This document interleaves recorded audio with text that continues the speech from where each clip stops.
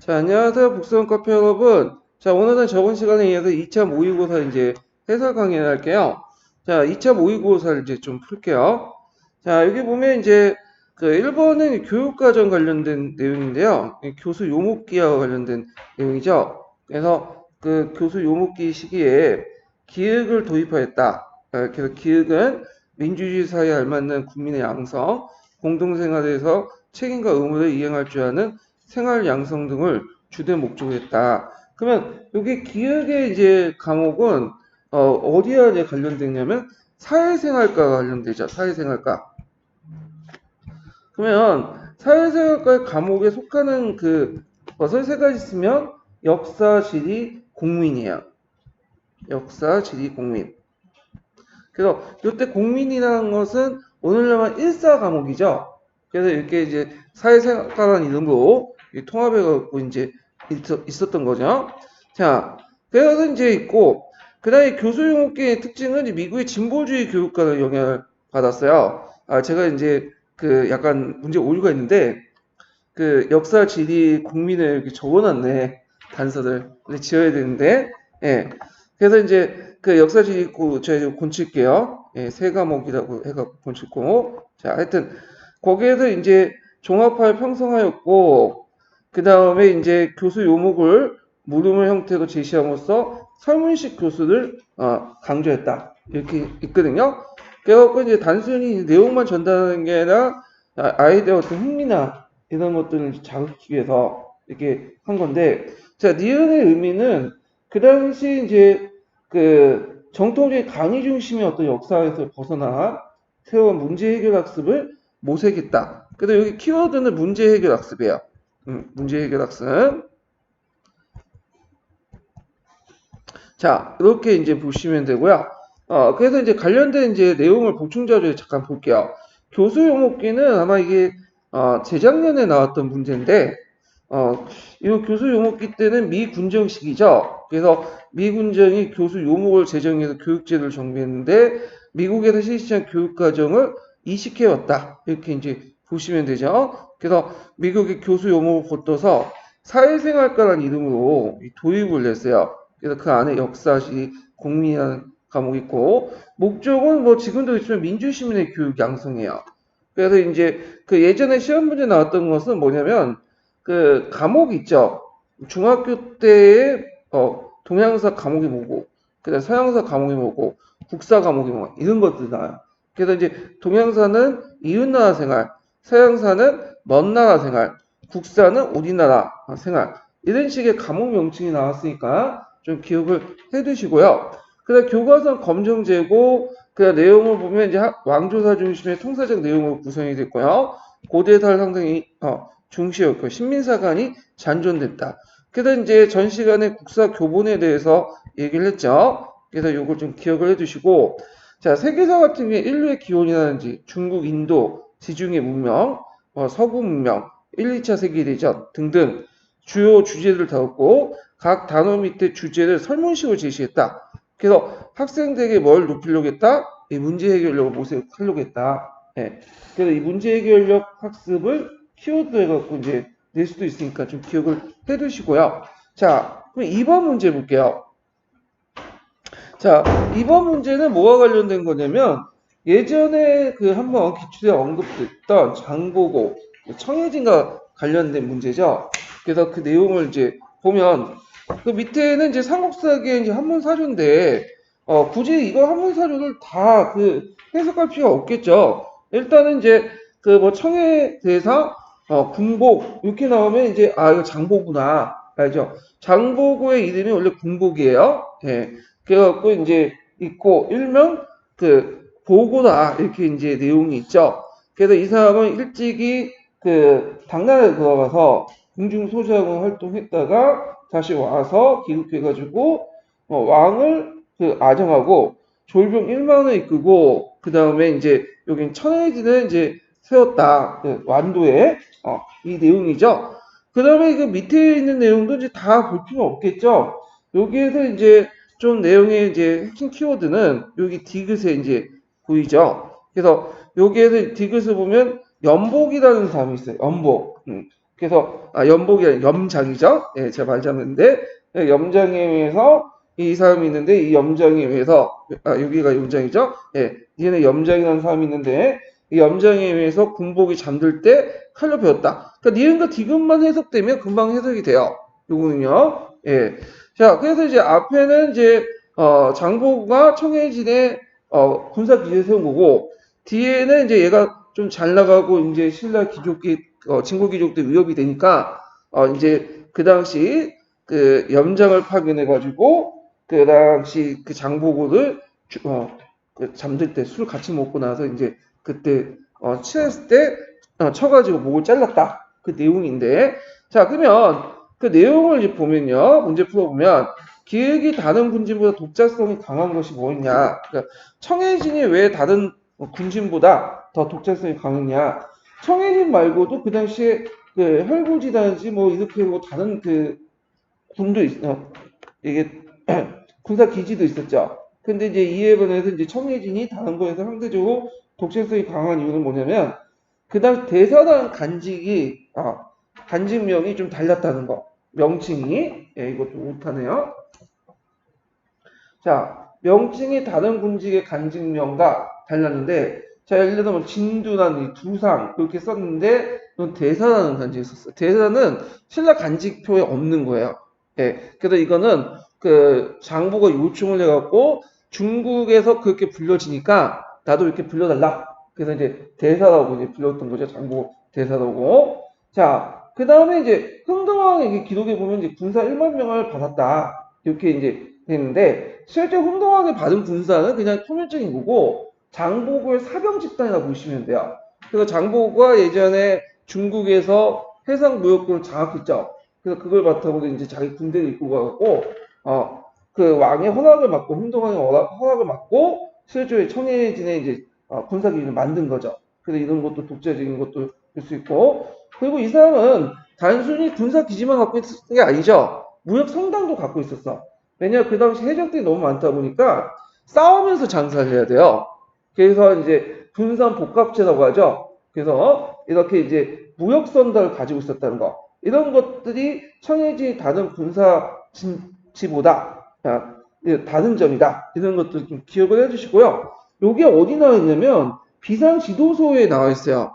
그래서 나올 가능성은 별로 없을 것 같긴 한데 뭐 이게 좀 특이한 거니까 좀 한번 내봤고 자, 그 다음에 이제 그 염장이라는 사람이 디귿을 한 행위, 그 군복을 죽였죠. 그 행위가 뭘까? 그럼 염장이 독자적 판단을 갖고 얘를 죽였냐? 그건 아니겠죠. 그건 뭐냐면 그 당시 장보고가 이제 그 주에도 나왔지만 그 신문왕이 이제 있어요.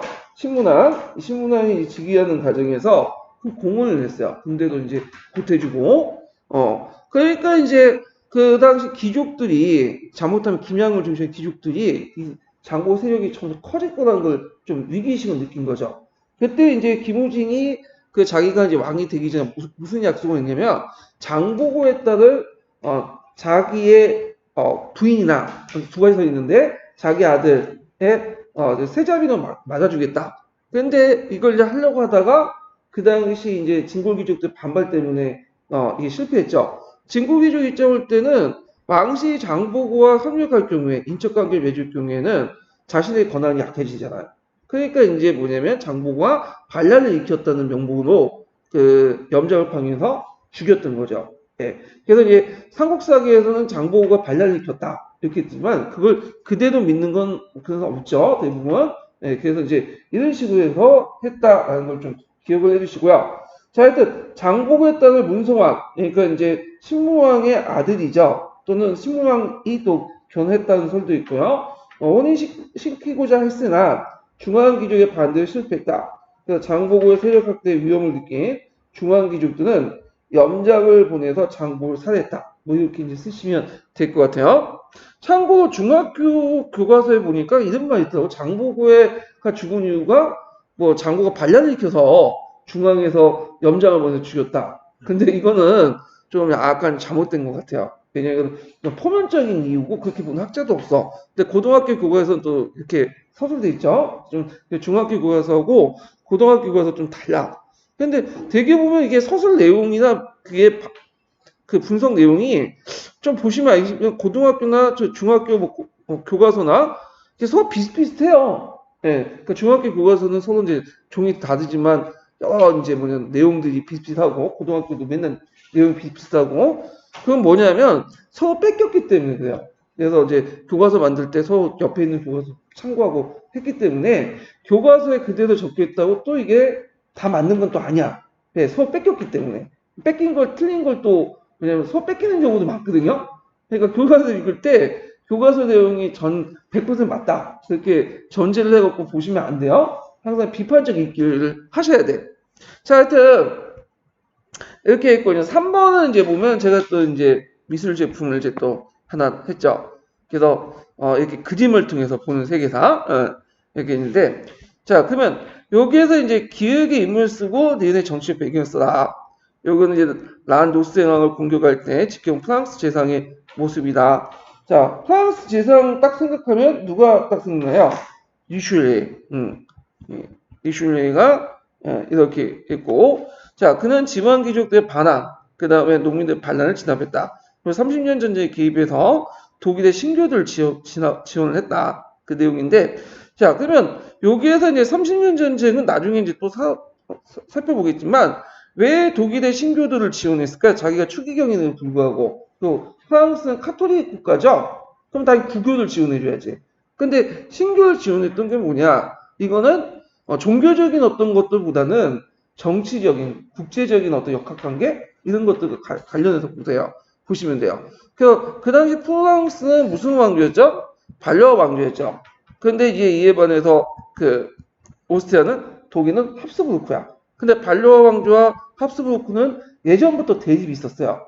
그러니까 이제 그렇고 그 또 이제 그 루이 13세나 이제 그 후에 역대 이제 프랑스 왕의 입장일 때는 자연국경선을 주장했어요. 자연국경선은 뭐냐면 프랑스하고 독일의 국경을 라인강을 기준으로 해야 된다. 이런 사고방식이기 때문에 라인강의 그 일종의 서쪽이죠. 그러니까 독일 영토지만 프랑스 쪽에 그 가까운 영토를 어떻게 장악을 하려고 했어요. 그러다 보니까 이제 이런 영토 확장하고도 연결시켜가지고 30년 전쟁에 참여했고, 그 다음에 그 후에도 이제 루이 14세가 왕조 전쟁을 계속 이끌었던 것도 이렇게 자연국경선 이루기 위한 노력이었다. 이렇게 이제 보시면 되겠죠. 자, 그래서 이제 정치적 배경을 이제 쓰라고 하면, 여기 정치적 배경을 이제 뭐라고 쓰였어요? 예. 하스부르크의 왕가의 타도가 프랑스의 중요한 대정치이기 때문에 이렇게 쓰시면 될 것 같아요. 자, 그 다음에 4번을 보죠. 4번은 의병운동과 관련된 거죠. 의병운동. 자, 이 다음 의병운동에 정면적으로 내세웠던 구호를 쓰고 기획의 중요한 내용을 한 줄이내 서술하시오. 이렇게 있거든요. 자, 오라 작년 10월에 적들이 한 행위는 망고도 일찍이 있던 일로서 억압으로서 한 조각의 종이를 조인했다. 이건 딱 나오니까 뭐 을사조약, 을사조약이라고 부르기도 그렇죠. 을사늑약이죠. 예. 그러면 을사늑약 때문에 일어난 그 의병은 뭐예요? 을사의병이죠. 예. 그럼 을사의병 때 내세웠던 구호가 뭐냐? 국권회복 및 일본 및 친일 관료 측량. 이때 국권회복이라는 것은 뭘 회복하자는 거야? 외교권. 아주 쉽지만 그 내용이 있고요. 자, 그러면 여기에서 기획의 주요 내용. 그러니까 이거는 일사늑약이죠. 일사늑약. 예, 그래서 주요 내용을 보면 일단 여러분도 알다시피 대한제국의 외교권이 어떻게 돼요? 박탈되고 그 외교권을 대신할 수 있는 뭐가 만들어졌냐면 그 통감부가 설치되죠. 그래서 그 밑에 이사청을 두고 그래서 원래 통감부에 이제 수장했던 통감은 외교권과 관련된 부분만 해야 돼. 근데 이건 그냥 그거고 실제 모두 국정을 전반적으로 간섭을 했죠. 그래서 초대 통감을 왔던 사람이 누구예요? 통감받은 이토우죠. 이토우 시도봉이. 자, 그러면 여기에서 내용을 좀 볼게요. 대당부역을 이제 각자 좀 보시고 이거 제가 이거 시간 관계상 좀 약간 뛰어넘을 건 뛰어넘을게요. 자, 한일 병탄 과정을 볼게요. 요번에 시험 문제 나왔던 게 한일 의정서예요. 예전에는 한일 병탄 과정은 인구에서 이제 좀 다루지 않았다가 최근에 이제 한일 의정서가 이제 튀어나옴으로써 이제 다루기 시작하죠. 그래서 한일 의정서 같은 경우에는 이제 그 전략상 요지의 임의 점령권 이런 것들이 규정이 됐고 이것이 이번에 경부선 경의선 이거 부설권과 또 연결돼 있죠. 자, 그 다음에 제1차 항의역은 이제 뭐냐면 재정과 외교 부분에 1번에 추천하는 고문을 파견하죠. 그래서 그 메가다와 스티븐슨, 그래서 메가다 합회가 개혁을 했던 거죠. 자, 제일 중요한 게 제2차 한일협약인데요. 요게 이제 뭐냐면 여러 명칭이 있어요. 뭐 한일협상 조약이다, 을사조약이다, 을사늑약이다 이런 말인데 뭐 그거에 대한 이제 여러 가지 의미는 이제 좀 차치하더라도 내용을 보면 자 대한제국의 외교권은 일본인이 장악한다. 일본이 그래서 서울에 통관부를 설치하고요. 통관부와 그 지방의 이사청 관청을 설치한다. 이렇게 있고요. 그래서 결과 외교권이 이제 상실됐죠. 자 그러니까 이제 요때 을사조약에 대한 저항으로서 이제 조약 파기 상소가 올라오고, 그래서 이제 대표적인 것이 최익현이 이제 의병활동을 할 때 포고 8도 3인 경문이라는 게 있어요. 이게. 그래서 이제 지금 그 사료도 그와 관련된 내용이고요. 자, 그 다음 민영학이 이제 자결 순국을 하고, 언론에선 한성신문에서 장주연의 시일라 방송되고, 이런 것도 있고, 그 다음에 대한매일신보, 있는데, 요게 제가 신채호의 시리아 방송대국도 있는데 이거는 이제 신채호가 이제 거기에 내용을 실었던 거야. 장지혁의 시리아 방송대국을 신채호가 실었다고 이제 보시면 돼요. 그래서 항성신문은 이거 그러니까 시리아 방송대국을 실자마자 어떻게 돼요?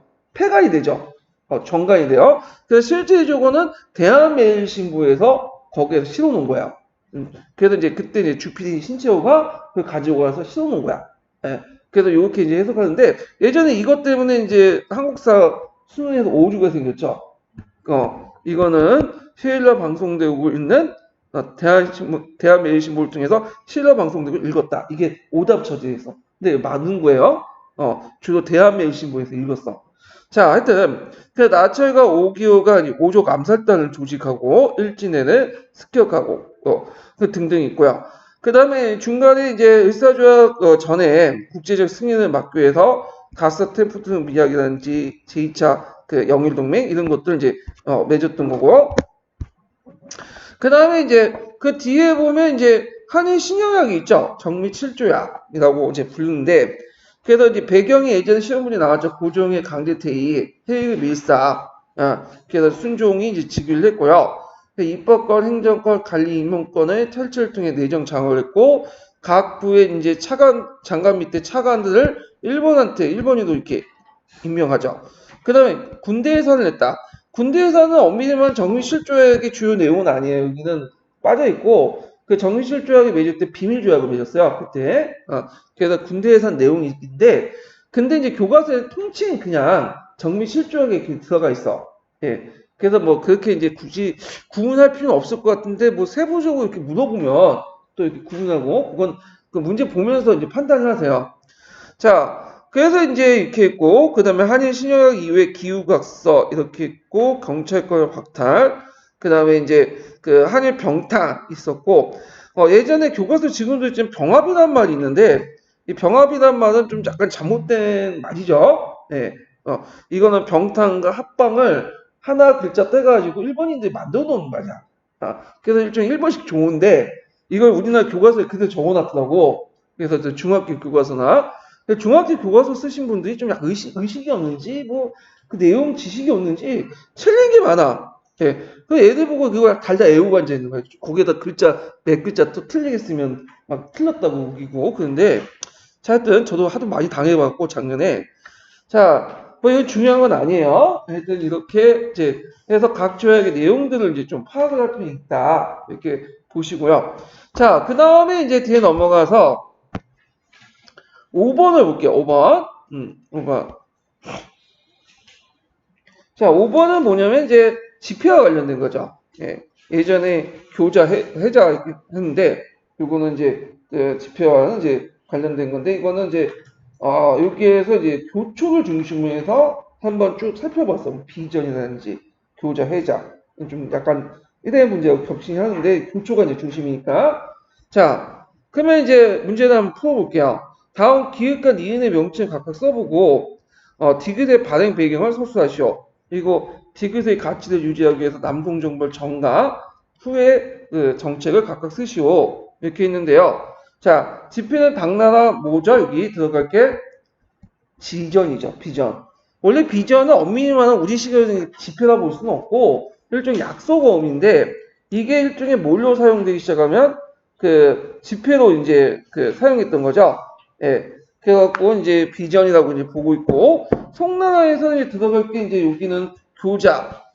이것도 꼭 북송이라고 이제 지칭하지 않았으니까 해자 뭐 이렇게 들어갈 수 있죠. 그리고 교초인데 금나라 처음 교초상이었어요. 원나라 그걸 이어받은 거고요.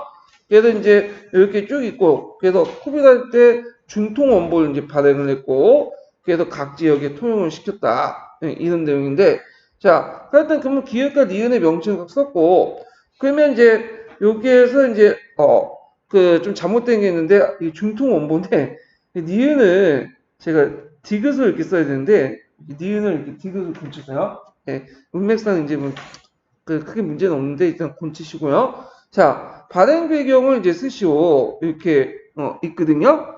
그거 있고 이제 있는데 요때 디귿의 가치를 유지하기 위해서 그다음에 남송정벌의 그 전과 후에 이제 각각 쓰시오.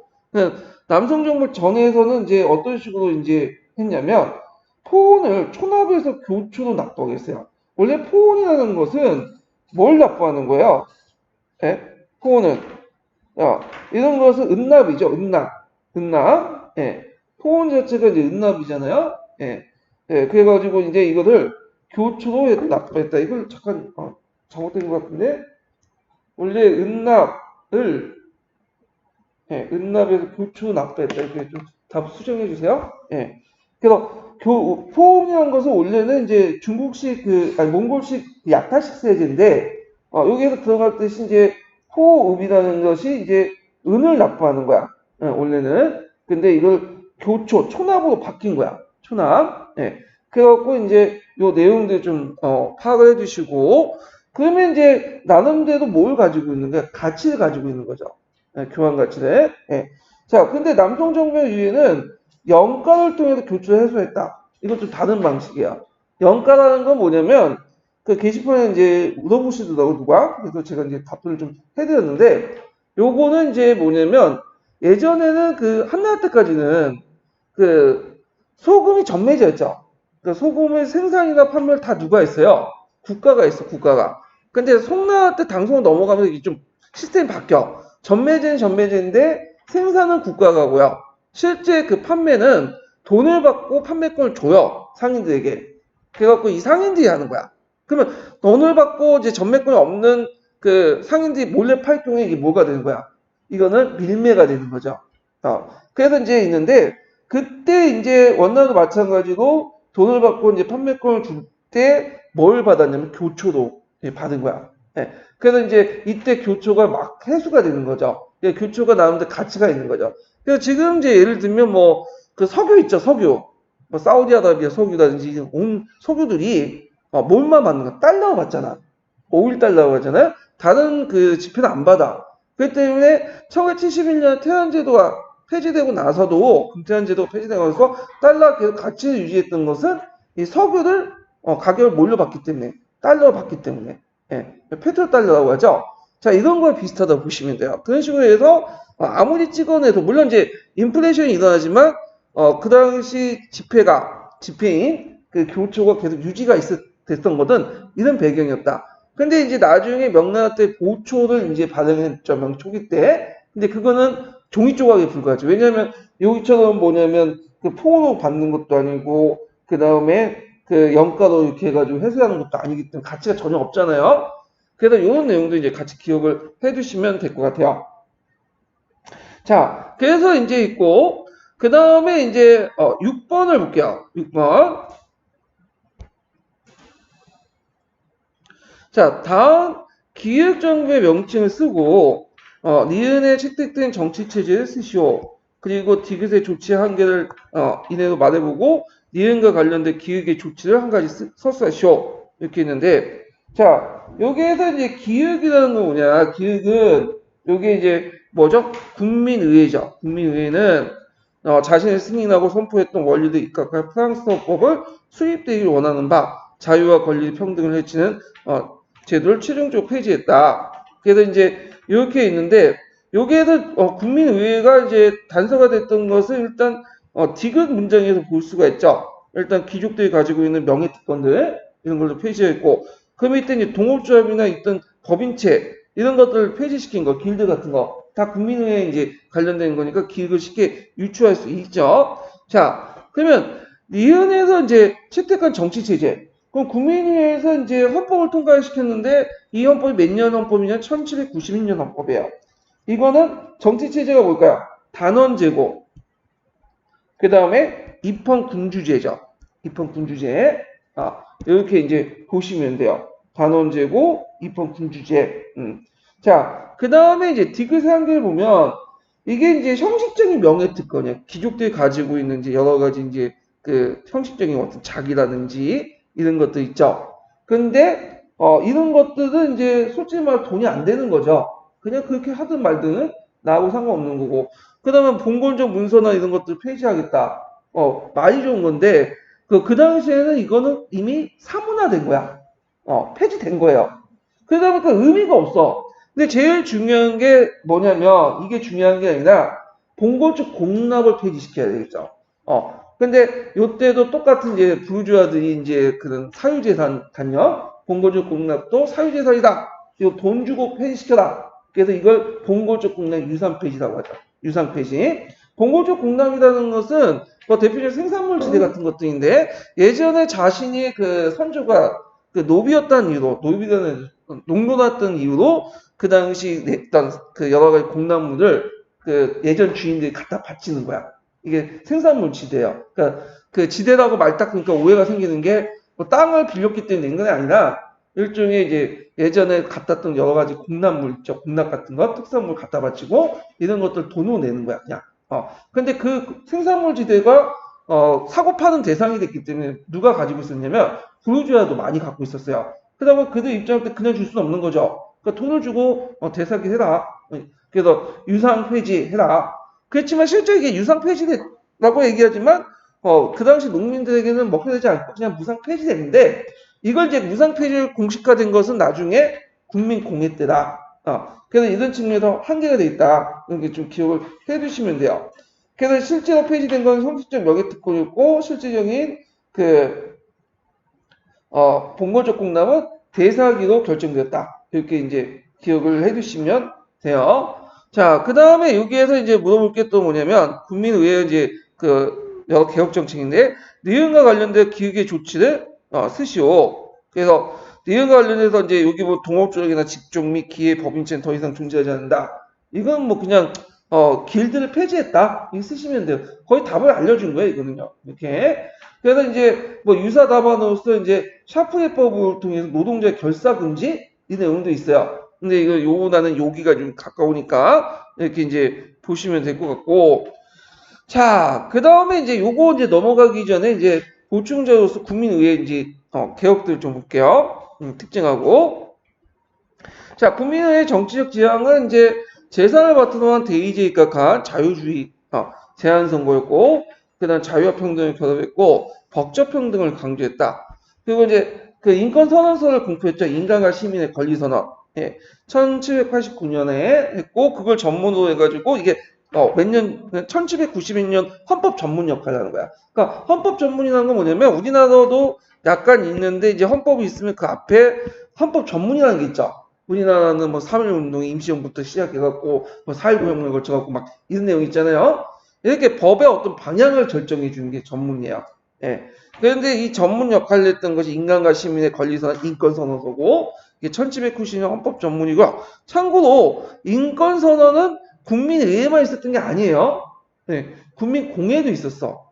이게 세계사는 없는데 그러니까 세계사는 이게 잘못된 게 이걸 1793년 헌법이라고 적어놨는데 그거 아니에요. 그 인권선언이에요. 왜냐면 요번에 이제 서양사 강자라는 책 있죠. 거기 보시면 알아요. 그 93년 헌법 따로 있고 그 헌법의 전문 역할을 하는 인권선언서가 있어요. 그 내용도 있고 그래서 하여튼 이렇게 두 개의 인권선언서가 있는데 이게 내용이 좀 많이 다르죠. 이것도 한번 좀 나중에 참고를 비교를 해보시고요.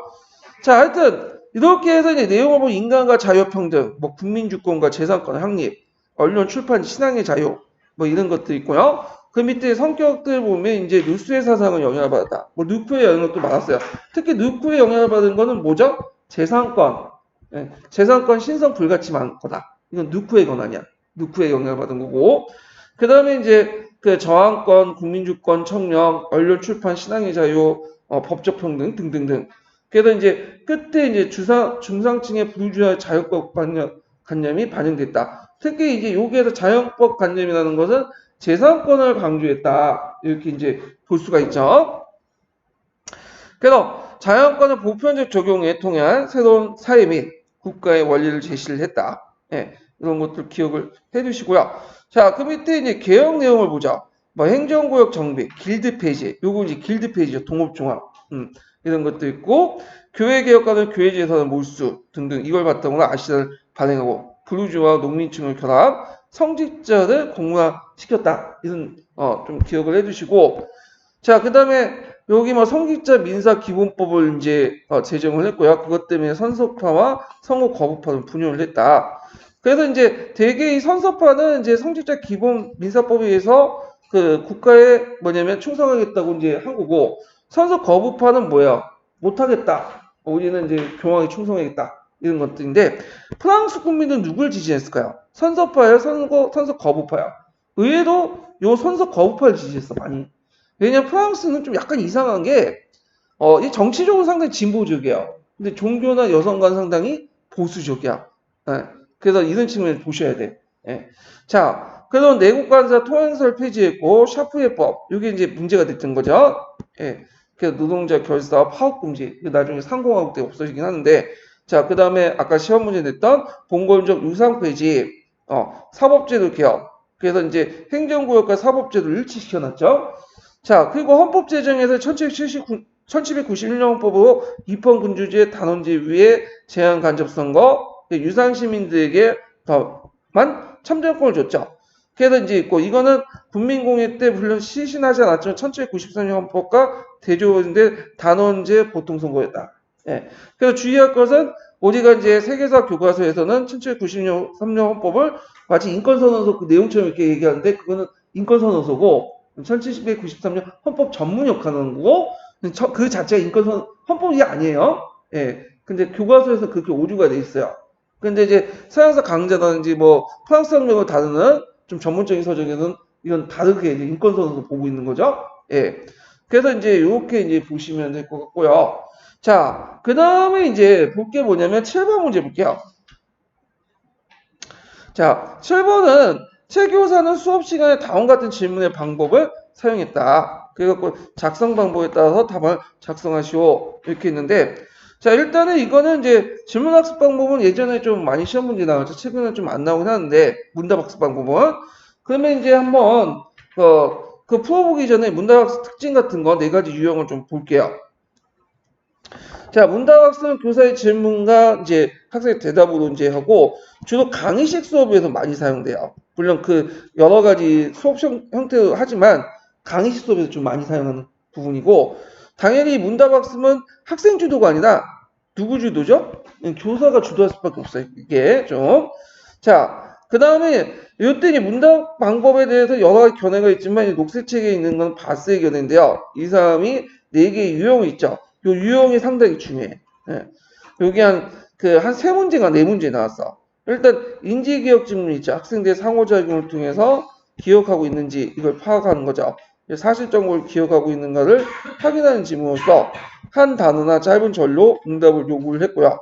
그 다음에 이제 그래서 대표적인 게 뭐 이순신이 뭐 하객진을 했던 그 남의 제외권을 장악했던 전투 뭐 그래서 뭐 한산도 됐죠. 이런 식으로. 자, 수학적 질문은 탐구 기능을 요구하는 거야.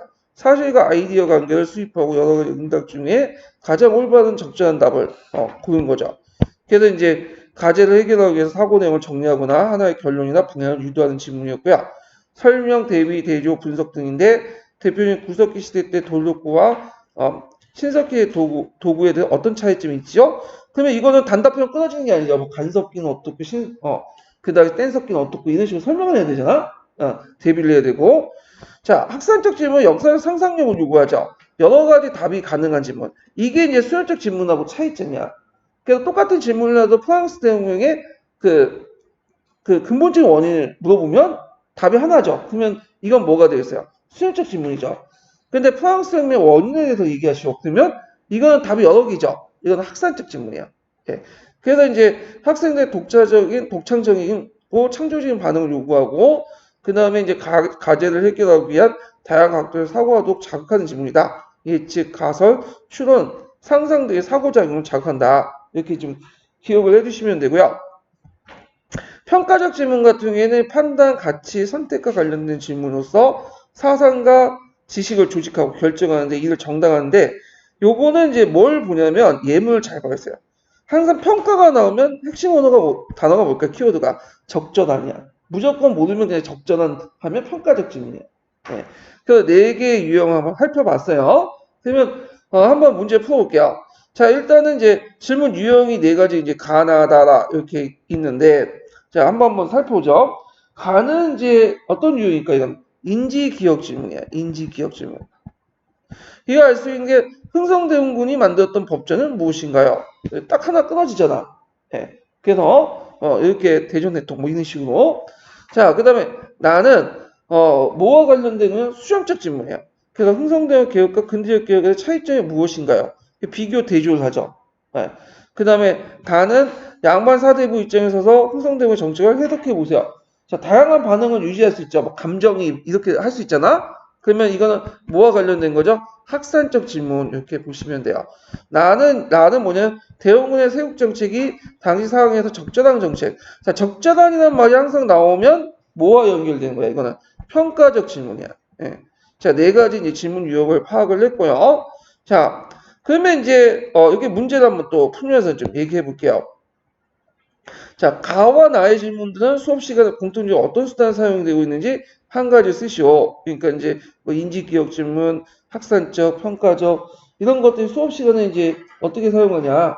수업을 이제 공통적인 내용인데 부드럽게 진행하거나 학생들 집중시키는 수단으로 또 사용되고, 그다음 교사 주도의 수업에 겨어되기 쉬운 학생과 상호작용도 중요한 수단이 된다. 이렇게 좀 기억을 해두시면 돼요. 그렇죠. 주의할 것은 기본적으로 질문학습법은 누구 중심이다? 교사 중심이에요. 이거는 좀 같이 기억을 해두세요. 자, 그 다음에 교사 가해 질문 방법에 질문 방법, 교사 가해 질문 방법을 사용했던 이유를 쓰시오. 그러니까 이런 그 기억 질문이죠. 왜 사용했냐? 교사가 그걸 사용하는 이유는 이제 학생과의 그 이것도 오타네요. 예. 상호작용을 통해서 수정해 주시고, 자, 상호작용을 이끌기 위해서 학생들 기억을 하고 있는지 확인하기 위해서 했다. 예. 그래서 이게 핵심 키워드는 기억이죠. 기억. 이 기억이란 말을 꼭 쓰셔야 되겠죠. 자, 그 다음에 가에 나와 이제 질문 방법 중에 기획과 니은에 들어갈 수 있는 비중이 높은 질문 방법과 그 이유 쓰시오. 이렇게 있는데, 자, 일단은 그 토론식 수업과 이야기 수업 형태로 이제 한번 대입을 해보면 기획과 니은에 들어가는 비중이 높은 질문 그 이유. 자, 토론식 수업을 할 때는 상식적으로 볼 때 어떤 게 좋을까요? 네, 토론식 수업은. 토론이라는 것은 2가지 대립된 견해를 통해서 치고받고 싸우면서 한 가지의 어떤 것들을 끌어내는 거지. 옳고 그름을 따지고 논리적으로. 그러면 뭐와 관련된 거죠? 수련적 질문과 관련된 거죠. 대조, 비교, 분석, 설명 이렇게 해서 수련적 질문을 하죠. 그래서 이제 대조, 비교, 분석 등을 요구하는 수요적 질문을 질문의 비중이 높다. 이렇게 쓰시면 되고요. 그럼 이야기 수업은 내러티브죠. 내러티브는 뭐와 또 관련돼 있어요? 감정이익과 관련돼 있죠. 감정이익. 그래서 이제 그런 유형에서는 이제 뭐가 필요하냐? 이거는 그 다와 관련된 학산적 질문과 관련된 거죠. 인물의 의도, 동기 등을 상상하고 추론하고 행위의 결과를 예측하는 학산적 질문이 맞다. 네, 이렇게 쓰시면 돼요. 요거 다 어디에 있냐면 녹색책에 있는 거예요. 녹색책에. 네, 제가 그 출처를 잠깐 까먹고 이제 안 써봤는데 일단 제가 수정 올릴 때 다 올려놓을게요. 자, 그래서 이제 이렇게 해가지고 이제 한번 풀어봤고요. 자, 8번 이제 보자. 8번. 자, 8번은 뭐와 관련된 거냐면 그 당시 이제 그 무신정변과 관련된 내용이죠. 무신전 왜 일어났는가? 그런 걸 이제 사조를 통해서 이제 보는 건데 가오는 이제 그거고 나는 이제 나중에 이제 그 대규모 이제 그 계산의 난 있죠? 예. 그래서 그와 관련된 내용인데 자, 그러면 요거 이제 보기 전에 이제 무신정변 내용을 좀 보고 넘어갈게요. 원래 무신정변은 뭐 원인이나 이런 거보다는 뭐가 많이 나오냐면 권력기구가 많이 나와요. 예. 그래서 예전에 나왔던 게 뭐 정방이라든지 서방. 근데 하도 그런 걸 예전에 많이 물어봤기 때문에 이제 식상하잖아. 예. 그래서 총괄평가라든지 뭐 그 시중 원 문제 뭐 맨날 이렇게 쓰니까 그냥 넘어가고 여기는 좀 다른 걸 물어본 거야 지금요. 예. 자, 무신정변의 원인은 이제 의존과 무신 간의 어떤 기존 간의 대립, 문무 간의 차별과 무인들의 반발. 이게 이제 문제 풀면서 좀 살펴보기도 하고 자 일반 군인들의 어떤 불만 무반책 지위 상승에 비해서 그 자기의 어떤 지위 상승을 통해서 이제 경제적으로 어떤 그 대우를 받는데 상대적으로 사회 정치적 지위는 좀 낮았다는 거. 그래서 밑바닥 인생들이 불만을 갖지 않죠. 제일 불만을 갖고 있는 사람은 뭐냐면 자신이 능력이 있다고 생각하는데 사회적 대우는 못 받는다. 그런 사람들이 불만을 갖게 되는 거죠. 자, 하여튼 무반증의 또 이런 것들과 연결시켜서 보시면 되고요. 자, 크게 이제 문신 정권의 변천은 이제 형성기, 학립기, 분계기 이렇게 있는데 여기에서 이제 시험 문제 많이 나온 거는 학립기 시기 때, 최충원 이후에 최후 정권 때 이런 어떤 권력 구조 이런 것들을 물어보죠. 예. 자, 그 다음에 이제 권력기구 고정도감, 정막 이렇게 있고 고정도감은 서적을 감시하고 세정, 비규체가 재반 명령 하단 이런 것도 있고 정방이 많이 나오는데 이게 자 문무행정의 인사행정을 담당했죠. 그래서 최시정 집권기에는 유능한 신진 관료들을 등용하는 곳이었으나 국가기관으로 변한 뒤에 검문세가 이걸 지배하면서 신진 관료들 막아버린 간부로 변했다. 그래서 이제 정방은 되게 왕권이 강할 땐 폐지되었다가 반대로 신권이 강할 때 복구되고 그래서 이제 그 이성계의 위화도 해군 때 가서야 완전히 폐지했다. 서방도 이제 예전에 시험문이 나왔죠. 문인들의 정치 자문과 협조를 구하기 위해서 만든 문인들의 수기기관이다. 그래서 문인들이 무신정권 수입 이후에 처음으로 현실 참여의 길을 얻게 되었다. 이렇게 보시면 돼요. 참고로 이때 문인들은 주로 출신이 어떤 계통이냐면 향리 계통이야. 그러니까 우리가 생각하는 문벌귀족보다는 향리들이 많았다. 능문능리한. 예. 물론 그 뒤에 이제 신진사도 연결하고는 좀 약간 좀 논란이 있겠지만 향리들이 많았다. 이렇게 좀 기억을 해주시고 그리고 이제 아이러니하게 최씨 정권 때 그 고려 역사에서 그 당시 가구를 제일 많이 실시했어요. 그래서 가구 선발자가 더 많았고 왜냐 최씨 정권 입장할 때는 이제 그 정권을 안정시키기 위해서는 뭐 무인보다는 뭐가 낫겠어요? 문신을 많이 뽑아야 되겠죠. 예, 그런 거 연결시켜서 보세요. 자, 군사기구로서 도방을 설치를 하고요. 그 다음에 이제 삼별초 이런 것들이 있었다. 자, 그러면 관련된 이제 내용을 이제 다시 풀어볼게요. 자, 일단은 이제 가는 이제 무신 정권이 이제 일어나는 어떤 배경이 됐던 사건, 고용을 놀러 갔다가 왕이 이제 서로 놀다가 뭐 쿠데타가 일어난 거죠. 예. 그래서 이때 왕은 이제 누구였냐? 이건 뭐 상식적 의종이죠. 의종 쓰시면 되고. 자, 당시 니은이 디귿에 비해 간지 승진이나 군대 운영에 참여받는 경우를 한 가지 쓰시오. 그러니까 니은은 이제 무신이고 문간비에서 왜 참여를 받았냐? 자, 일단은 이제 여러 가지 있지만 무신은 몇 분까지만 올라갈 수 있어요. 정상품 상장군까지만 올라갈 수 있어. 그 이상 못 올라가. 그래서 이제 상품 이상 올라가려면 문신직을 받아야 돼. 근데 그 당시에는 그게 안 됐어요. 그러니까 라인이 다르다고 하죠. 라인이.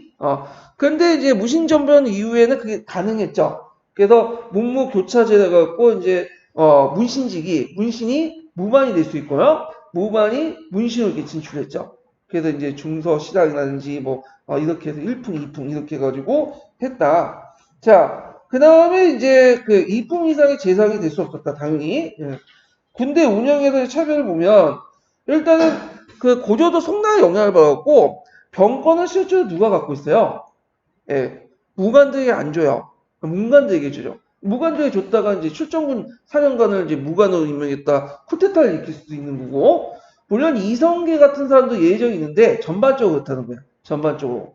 그래서 이제 군대 운영에서 이제 군사행정을 담당하는 병부의 판사나 상소는 모두 문신이 차지했고 외적에 대한 출정군 평상시에 지휘부는 원수, 부원수 다 문신이 맡았다. 물론 예외가 있다고 했어요. 이성계 같은 상황은 뭐죠? 예외적인 거야. 예, 큰 실수를 한 거죠. 그래서 조선도 고려의 영향을 받았고, 결국에 출정관이나 뭐 대규모 이제 군사를 줄 때는 누구한테 주냐면 문신들 줘. 무신들이 잘 안 줘요. 왜? 이성계 자신도 그렇게 해서 나를 세웠잖아. 그러니까 똑같은 일이 반복되면 안 되겠죠. 자, 그래서 이제 이런 내용들 기억을 해두시고, 자, 니은의 사건을 명칭에 쓰시오. 요거는 이제 뭐와 관련된 거냐면, 김보당이라는 사람이 있어. 김보당. 이 동부구 병마사, 정말 지병마사야. 원래 병마사인데, 병마사가 이제 대신 파견은 지병마사 김보당인데, 이 사람은 문관 출신이죠.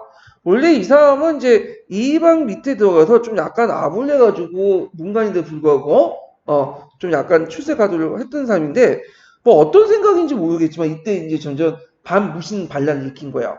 그래서 그 사람이 이제 전항이라는 것은 요거와 연결시켜서 보세요. 누구겠어? 의종이 그다음에 명종 자기 동생이 쫓겨나갖고 이제 그 명종을 세웠잖아요.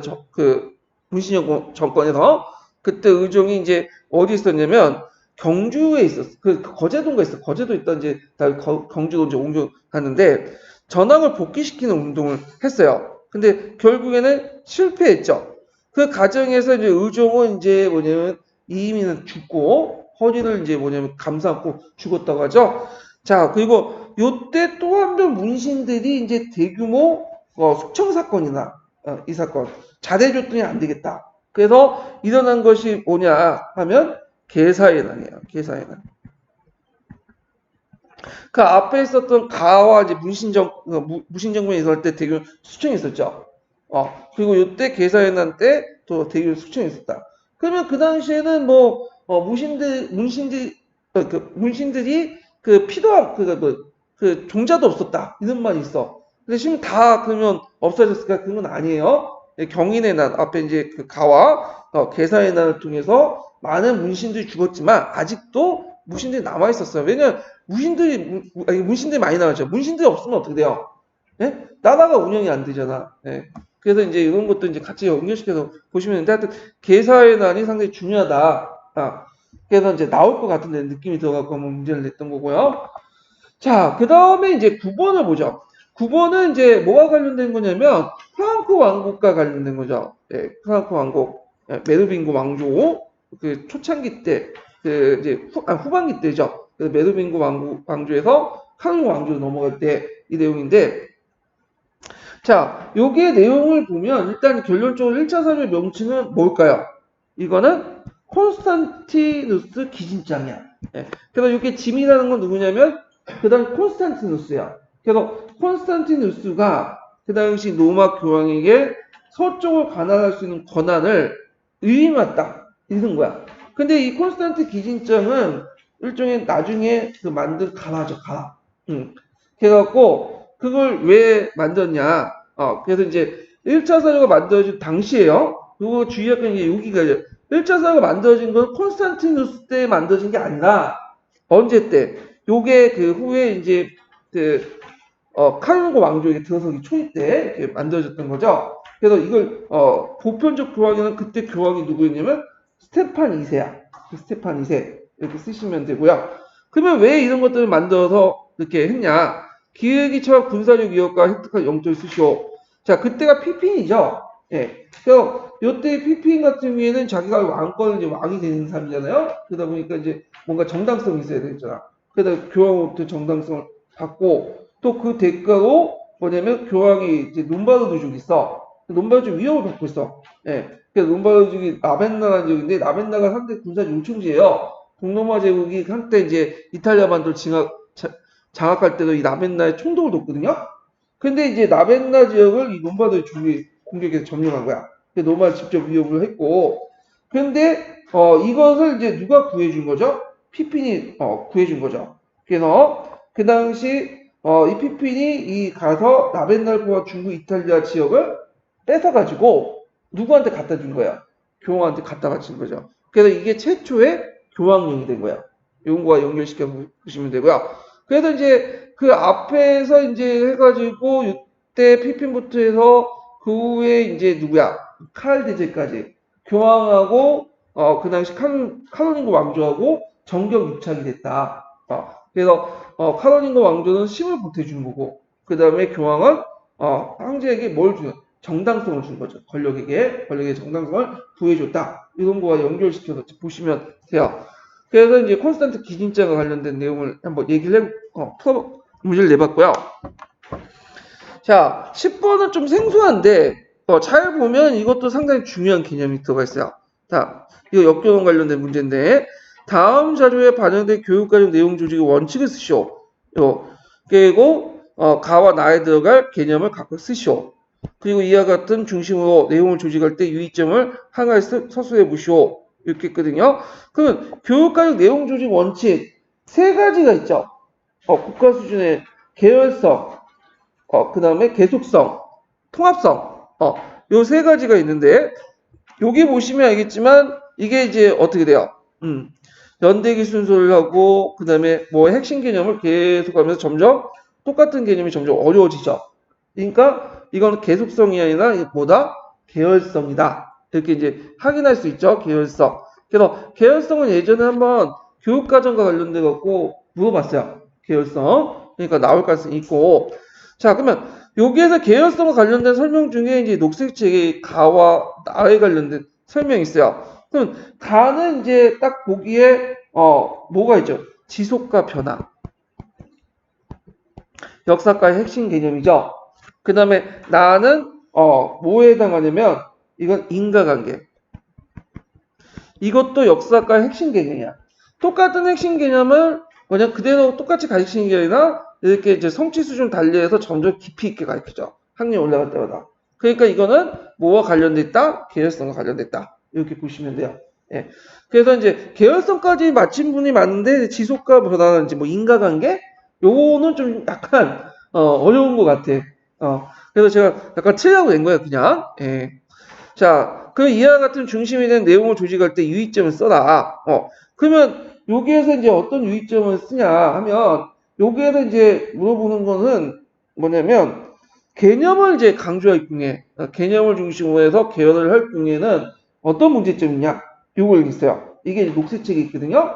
그래서 개념 중심의 지나친 일반화는 역사적 특수성을 도외시할 수 있고 개별 사실의 특성을 살리면서 동시에 사실의 의미를 더 광범위한 일반 속에서 추출하는 형성을 하게 해야 한다. 그래서 역사 개념의 이해 도구로서 전략하지 않도록 해야 된다. 너무 강조를 할 경우에는 어떤 문제점이면 이게 도구가 원래 개념이 도구잖아요.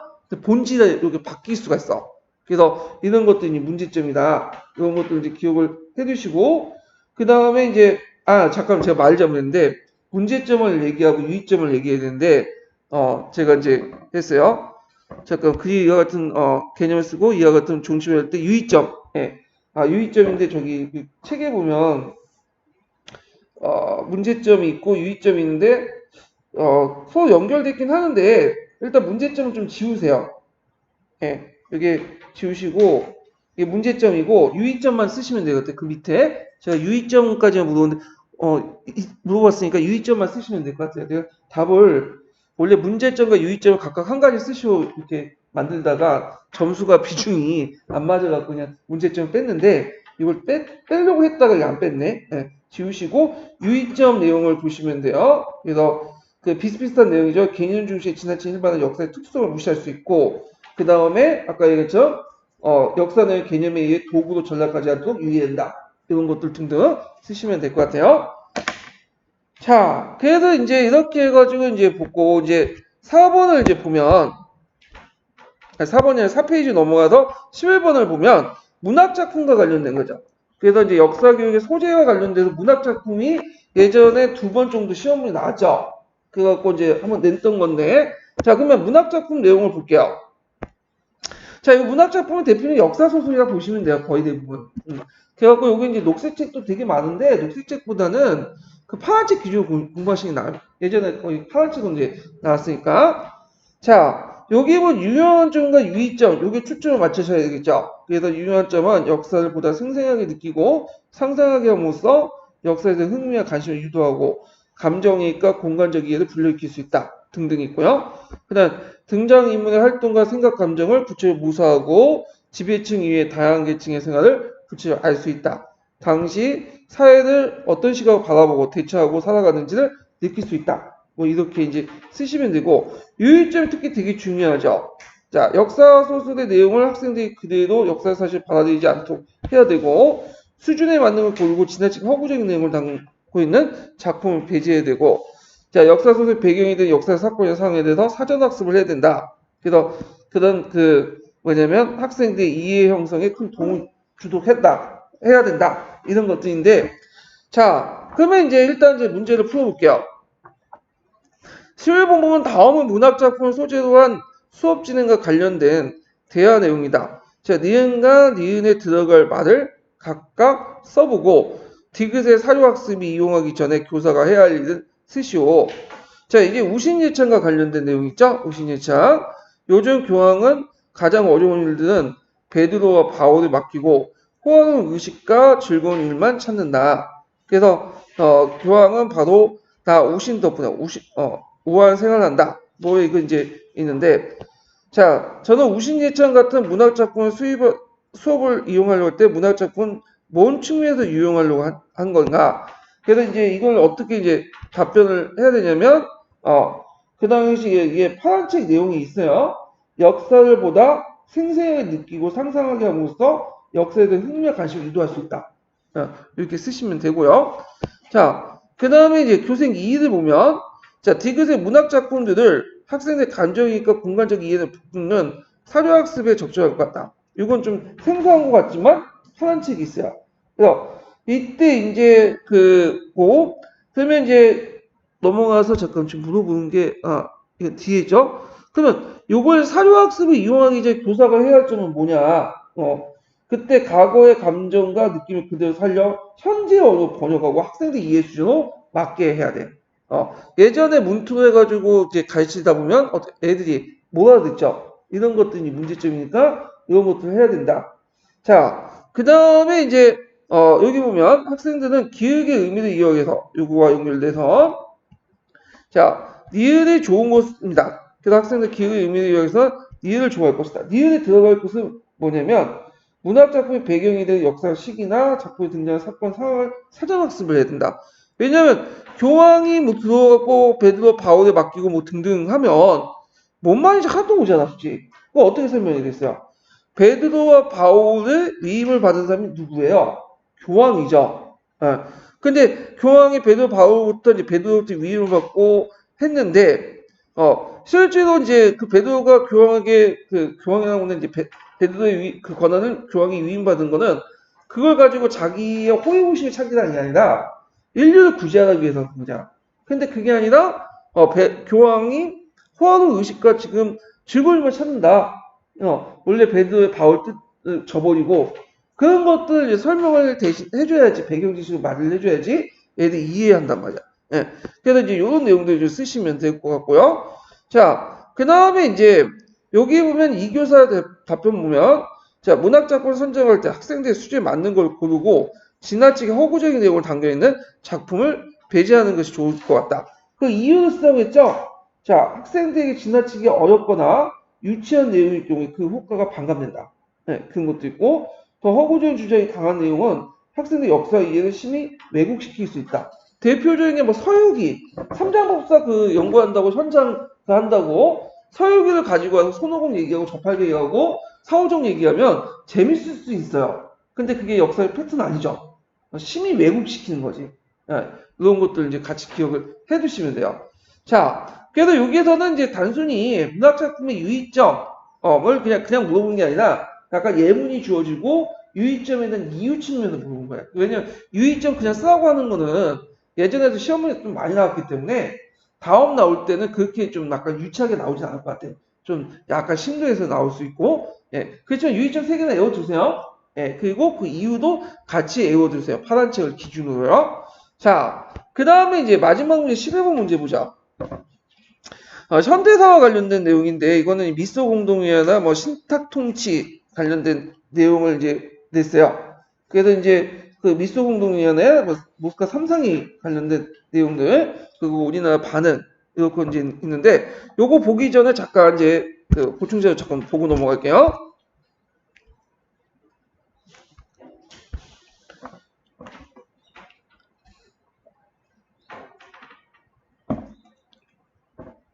자, 모스크바 협정해가지고 이제 우리나라 문제를 논하기 위해서 모스크바 3상회담을 가게 되죠. 미국, 영국, 소련 외상들이 한국 문제를 본격적으로 논의를 했고 그 모스크바 협정을 발표했는데 이 내용 외워두셔야 되죠. 기본적인 거지만 꼭 외워두세요. 조선의 임시민주주의 정부 수립, 미소 공동회 설치. 그러니까 미소 공동위원회가 왜 설치했냐면 조선의 임시민주주의 정부 수립하기 위한 논의하기 위해서 얘기한 거고요. 최고 5년간 미국, 영국, 중국, 소련의 신탁통치를 실시한다. 근데 주의할 것은 신탁통치가 주요 목적이 아니에요. 뭐가 한 거죠? 임시정부 수립해서 뭐 신탁통치 할 것이 이제 뭐 결정하고 그 다음에 한국을 독립을 해야 된다. 한국 독립의 어떤 수단으로서 신탁통치를 얘기했던 거죠. 근데 이제 이거에 대해서 처음 제시했던 나라가 소련이 아니라 누구예요? 미국이에요, 미국. 미국은 이제 그 당시 독립적 한국정을 만들 경우에 친소정부 될 가능성이 많기 때문에 좀 시간을 끌려고 해서 그래서 신탁통치를 했던 거고 근데 소련은 원래 안 하려고 했어, 스탈린이. 그런데 미국이 징징대고 끌어내니까 그러면 50년 해자는 걸 5년을 줄여놓은 거야. 그 5년 이내로 이렇게. 옥신각신 해가지고 이제 했는데 문제는 그게 이제 어떻게 알려졌냐면 그 동아일보가 오보를 난 거죠. 미국이 잘못된 그걸 카다 통신을 가지고 와가지고는 했는데 소련이 먼저 제안을 했는데 미국 거절했다. 근데 소련이 계속했기 때문에 어쩔 수 없이 미국도 동의했다. 그러면서 이제 뭐냐면 소련에 대한 나쁜 인식이 이제 형성이 되기 시작한 거예요. 예. 자, 신탁통치가 알려지니까 처음에 자익과 우익 등 공통점이 뭐예요? 다 반탁이죠. 왜냐 우리가 이제 35년 동안 지배받았는데 또 남의 민족이 지배받아? 그러니까 이제 반탁할 수밖에 없죠. 근데 처음에 반탁이었던 자익이 나중에 찬탁으로 서네요. 왜 그러냐면 그때 이제 소련이 이제 뭘 얘기하냐면 이 신탁이라고 하는데 이 신탁을 얘네들은 러시아와 이제 그 서명공대는 신탁이라고 하지 않고 후견이라고 했어. 후견. 너희들이 이제 임시정부를 이제 뭐냐 만들 동안 도와주는 거다. 도와주는 거다. 그리고 다 끝나면 뭐냐면 독립시켜주겠다. 그러니까 빨리 이제 신탁 모스크바 3사 협정 내용을 받아들여라. 그러니까 이제 얘네들 입장에서 이거 좋다. 그래가지고 이제 반탁에서 창탁 바뀌게 된 거야. 요거. 자, 그리고 이제 창탁을 이제 바뀌고 나서 모스크바 3상의 결정을 원활히 하기 위해서 뭘 설치했는 그냥 민주정선을 결성하죠. 요거 외워두셔야죠. 그래서 좌파 연합 조직이라고 보시면 돼요. 그래서 조선 공산당을 중심으로 해갖고 민족정선 이런 것들이 형성이 됐고요. 그래서 이거 주요 민정이라고 하죠. 그래서 미소공동회의 개최를 대비했다. 자, 우익은 반탁이에요. 처음부터 끝까지. 그래서 이제 잘못 알고 있는 게 소련이 먼저 신탁통치를 제시했다. 그러니까 소련은 공산주의 나라니까 뭐가 되는 거야? 반공이 되는 거죠. 그래서 반탁, 소련, 반공이라는 구도가 형성이 된 거고, 그다음 그 앞쪽에 자익들은 찬탁, 친소, 그 다음에 이런 친공 이런 구도가 형성된 거지. 그러니까 우리 식으로 좀 진영 논리가 형성된 거야. 지금도 지금 조국의 임명 문제 가지고 지금 싸우고 있잖아요. 그런 논리가 형성된 거죠. 자, 그래서 얘네들 이제 긴구중재 비상정치회의나 뭐 대한독립促進국민회의 이렇게 이제 원래 중립단체였다가 자화합작단체였다가 이제 이승만이 이제 들어올 때 만들어졌다가 나중에 자익친 인사들이 이제 빠지고 우익친 인사들은 구성된 단체죠. 자, 하여튼 이런 이제 우익과 자익과 대립이 있었다. 그래서 신탁 문제도 좌우 대립이 이제 구도가 형성됐고 국내 정치 세력이 분열되는 결정 계기가 되었고요. 친일 세력이 확대했다. 이때 이제 친일파든 순주에 있다가 반탁 세력, 반소정, 반공, 친탁, 친소, 공상 요 중에 줄을 어디다 썼죠? 얘네들 여기다 쓴 거야. 예. 그래서 이제 계속 살아남았다. 줄을 잘 써야 돼. 자, 하여튼 그러면 신탁통치에 대한 민중의 인식은 뭐냐? 신탁통치에 대한 식민지 상태 다시 돌아간 걸 인식했기 때문에 우익주도의 반탁운동에 호응을 했다. 그래서 이때부터 이제 여론의 진영이 바뀌게 돼요. 지형이. 예전에는 친사회주의 성격이 있다가 요때부터는 뭐야? 이제는 그러니까 자익이죠. 반사회주의 넘어가게 돼요. 그래서 이거 우익으로 이제 바뀌게 돼요. 자, 그래서 이제 있고, 그 다음 미소공동회 개최는 두 번 있었죠. 1차 미소공동위원회, 2차 미소공동위원회. 예전에 한번 시험 문제 나왔지만, 그 1차 미소공동위원회, 2차 미소공동위원회 왜 개최했어요, 이거는? 모스크바 3사의 결정, 임시정부 수립을 하기 위해서 개최한 건데, 그때 이제 제일 논쟁이 됐던 것이 미시정 구성을 어떻게 할 것이냐. 그래가지고 이제 했는데 결국에는 해결하지 못하고 결렬됐죠. 소련 측 입장과 미국의 입장이 달랐어요. 자, 소련의 입장에는 반탁을 내세운 우익정당, 또 사회단체들은 배제하자. 근데 미국에서는 미국 입장은 자유민주주의 국가에서 무슨 찬탁 반탁 다 자기 의견이지 그것 때문에 배제해서 안 된다. 그래서 찬탁 반탁 상관없이 모든 세력들을 포함을 주장하자. 그러니까 소련의 입장일 때는 반탁을 주는 우익 입장, 그러니까 우익을 배제한 채 자익만 끌어들여서 통합정부 구성을 하려고 했던 거고 미국은 그걸 반대했던 거죠. 자, 그래서 1차 미소 공동회 결렬된 후에 2차 미소 공동회가 이제 결성된 그 중간 사이에 그 당시 무슨 운동이 있었죠? 좌우합작 운동이 있었죠. 그러다가 이제 2차 미소 공동회가 또 했지만 이때 당시에 이제 좌우합작 운동 당시에는 이제 미국이 중도 우파, 중도 좌파를 끌어들여갖고 통합정부를 구성해서 어떻게 친미국가를 만들려고 했는데 점점 냉전이 가속화되면서 이제 그게 불가능을 알게 된 거야. 그러면서 이제 2차 미소 공동회 할 때는 이미 이제 갈려지고 남한만의 단독 정부를 구성하도록 친미 정권을 만들자. 그런 이제 입장이 성립되죠. 그래서 결국에는 2차 미소 공동회도 개최됐지만 결국 이 문제 임시정부 어떻게 구성할 것인가 가지고 또 싸우다가 안 돼가지고 결렬되고요. 그래서 미국은 이제 한반도 문제를 유엔에 이관을 해요. 그래서 유엔에서 이제 그 총선거를 통해서 결정을 하자. 근데 그때 총선거 하려니까 북한이나 소련 측에서 거부를 하고 하니까 소총을 열어갖고 그럼 남한만의 단독 선거를 하자. 그래서 이렇게 결론을 했던 거죠. 그래서 50 단독 선거를 열리게 된 거죠. 이렇게 이제 한번 쭉 진행사항들을 좀 정리를 해봤고 그러면 이제 넘어가서 12번 문제를 볼게요. 다음은 삼상의 결정과 국내 반응에 관련된 자료이다. 그래서 작성 방법에 따라서 답안을 작성하시오. 자, 가해 기억에서는 원조할 목적으로 먼저 그 저기한 방책을 보충하기 위해서 남조선 합중국 강국과 그 다음에 북중국 그 소형 강구죠. 이게 못하네요. 예. 강구의 대표자들이 공동위원회를 설치할 것이다. 그래서 미소공의 목적을 이제 쓰시면 되겠죠. 여기 들어가서 뭐가 들어가야 돼요? 조선 임시정부. 한국 임시정부 여기 이제 보시면 되겠죠. 자, 기억에 들어갈 것은 이렇게 있고요. 자, 그 다음에 여기에서 이제 미소공동회가 개최했어. 그래서 당시 기획 구성에 대해서 미국의 입장을 쓰시오. 기획 구성은 조선 임시정부 구성이죠. 그래서 미국의 입장은 이제 뭐야? 모스크바 3.3 협정에 대해서 찬반 여부에 상관없이 한국민을 대표하는 모든 정치 세력을 협의의 대상으로 해야 된다. 자익든 우익든 창탈이든 반탈이든. 자, 여기 쓰시면 되고요. 이제 기초에 언급했던 거죠. 자, 그 다음에 이제 여기 보면 니은의 단체를 쓰시오. 명칭을 쓰고 니은의 단체가 니은의 의미를 어떻게 이해하고 있는지 쓰시오. 자, 여기에서 이제 나와 관련된 사료부터 이제 보셔야 돼. 자, 나는 이제 뭐와 관련된 거냐면 자익 측의 사료에 우익 측의 사료에 있다. 자익 측의 사료죠. 예. 그리고 여기에서 이제 그 뭐냐면 기획은 반민주주의 부분의 전부 혹은 일부의 진실과 그 반동성을 시행하고 여기에 참가할 의사가 없는 언제 후에 그들 포함한 아량이 있다. 그러면 요 니은에 들어갈 단체는 뭘까요? 자익측 연합조직이었던 민주주의 민족전선이야. 이 민주주의 민족전선도 예전에 객관식 기초문제 언급됐었어요. 그냥 아마 그 민주주의 민족전선 나올 것 같은데 그 쓰라고 하면 풀네임을 써야 될지 그냥 민전을 쓸지 모르지만 하여튼 완벽하게 쓰는 게 좋겠죠. 민주주의 민족전선. 민전이라고 하면 맞게 하실 수도 있고 틀리게 할 수도 있겠다. 이렇게. 그 다음에 이제 이렇게 있고 니을 단체 쓰고 니을 단체가 니은에 의미하는 거 신탁통치 어떻게 이제 이해를 하고 있는가. 이건 연합군의 후원으로 인식했다. 옆에서 도와주는 거다. 후견 이렇게 이제 인식을 한 거죠. 예. 그래서 이제 이런 내용들 좀 기억을 해주시면 될 것 같아요. 자, 그래가지고 이제 이렇게 해서 이제 한번 11번 문제까지 받고 좀 쉬었다가 전공 B하고 보너스 문제로 넘어갈게요.